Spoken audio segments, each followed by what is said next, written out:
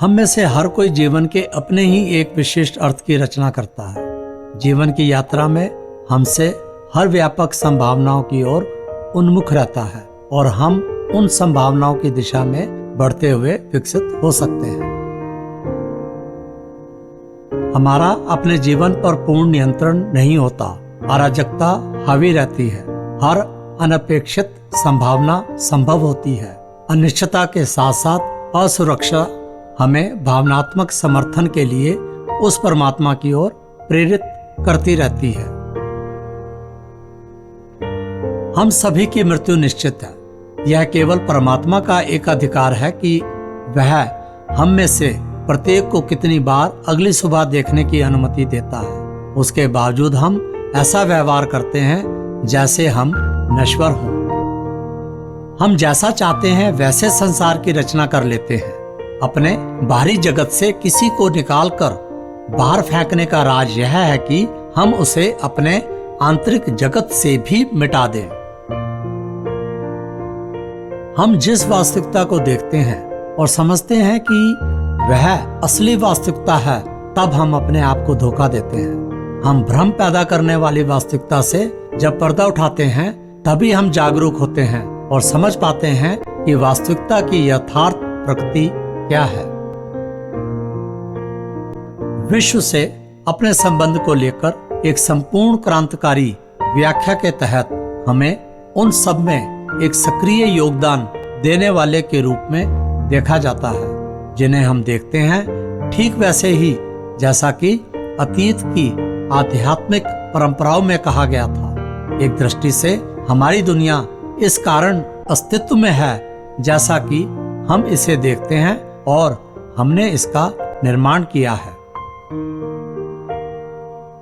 हम उन भावनाओं को चुनते हैं जिनका एहसास करते हैं और हम यह भी तय करते हैं कि हम कैसी प्रतिक्रिया देंगे और कार्रवाई करेंगे। इसी प्रकार हम अपनी नियति का निर्माण भी करते हैं। यह ठीक ही कहा गया है कि हमारे पास अपनी इच्छा के अनुसार चीजों को करने का केवल एक ही जीवन और एक ही मौका होता है। संक्षेप में कहें कि हम ही अपने आसपास की वास्तविकता के जाल को बुनते हैं और उसके आकार और बनावट को तय करते हैं।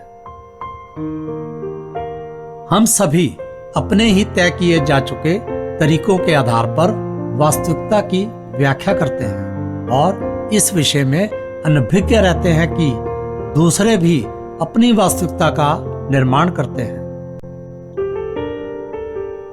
हमारी धारणाओं में इस भौतिक जगत के घटनाक्रम को बदलने की शक्ति होती है। आप इस पर विश्वास करें या नहीं, एक सहभागी वास्तविकता में हम अपनी धारणाओं से अपने अनुभवों का सृजन करते हैं। साथ ही हमने जिनकी रचना की है उसका अनुभव भी करते हैं।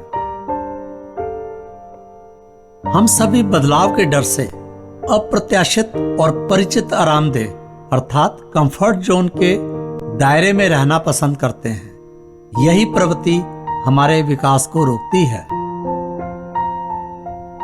हमारा घोर स्वार्थी मन हमेशा अपनी ही कहानी गढ़ता सुधारता रहता है और अंतर्मन के विषय में नहीं सोचता जो कि पूर्ण सत्य को जानता है। सबक सिखाने वाली परिस्थितियां हमारी ओर तब तक विभिन्न रूपों में आती हैं जब तक कि हम अपेक्षित सबक को सीख नहीं लेते। वास्तव में दुख और कष्ट इस कारण होते हैं ताकि हम दूसरों के लिए करुणा और सहानुभूति का अनुभव करें और उनकी चिंता करें। स्वयं कष्ट का अनुभव किए बिना हम दूसरों के कष्ट को नहीं समझ सकते हैं। बाहरी स्वयं वह है जहां सारी गलत धारणाएं और भ्रम पैदा होते हैं, जिससे असंतोष और अप्रसन्नता उत्पन्न होती है। हमें अपने अंदर झांकने और सुनने की आवश्यकता है कि हमारा अंतर्मन क्या चाहता है। जीवन पर्यंत अपने स्वर्ग या नरक के निर्माता हम स्वयं होते हैं। इसका जिम्मेदार भी कोई दूसरा नहीं होता है। इसका चुनाव भी पूर्णतः हमारा ही होता है। अंत में यदि हम अपने अहम को अपने मस्तिष्क से अलग कर दें और अपने विचारों के कोलाहल को अनदेखा कर दें तो हम अपने आप को और अंतर्मन को प्राप्त कर लेते हैं।